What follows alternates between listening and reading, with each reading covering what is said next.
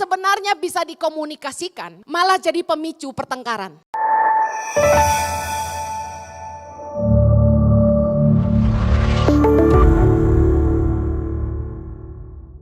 Saudara, komunikasi itu sangat penting. Ilmu berkomunikasi sangat-sangat penting. Berapa kali kita harus minta maaf setiap kali terjadi kesalahpahaman? Kayaknya komunikasi itu sederhana ya. Kita semua bisa ngomong, kecuali yang maaf lahir bisu. Tapi kita semua rata-rata bisa ngomong. Dan sepertinya ngomong begitu gampang. Tapi ternyata ada ilmunya supaya kita nggak saling salah paham. Tanpa komunikasi yang jelas, orang tuh nggak bisa ngerti ekspektasi kita. Kenapa penting banget kita berkomunikasi? Karena orang nggak bisa baca isi kepala kita. Orang nggak bisa ngerti jalan pikiran kita. Setiap orang itu pasti punya ekspektasi. Bohong kalau tidak. Tapi karena kita tidak berkomunikasi dengan jelas, orang nggak ngerti ekspektasi kita dan akhirnya kita kecewa. Kalau kita ingin lebih dimengerti, mulailah berkomunikasi. Saya mau cerita tentang kejadian bulan madu kami yang rusak di Tasmania. Ketika kami honeymoon, lalu kami memutuskan honeymoon ke Tasmania. Kami sewa mobil kecil, lalu kami keliling. Jojo itu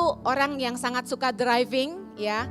Dan dia senang belusukan dengan mobil cari-cari jalan. Satu hari kami berhenti untuk makan. Kami turun ke sebuah food court. Kemudian karena saya kebelet, saya langsung ke toilet. Jojo bilang, aku pesenin ya saya.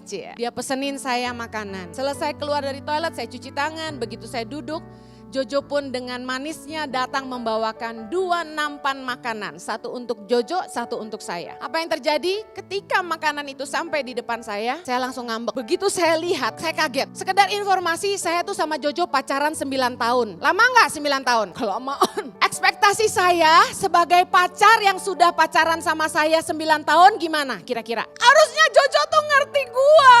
Gimana sih? Nah, apa yang salah dengan makanan itu? Saya tuh nggak suka makan apapun tuh lauknya dicampur-campur gak karu-karuan gitu loh. Saya ini anak keturunan Tionghoa, tapi saya gak suka makanan Chinese. Nah, begitu dia beliin saya makanan Chinese dan yang parah dicampur campur aduk, saya tuh langsung ngambek. Sebenarnya masalahnya sepele. Saya itu bukan ngambek soal makanannya aja sebenarnya.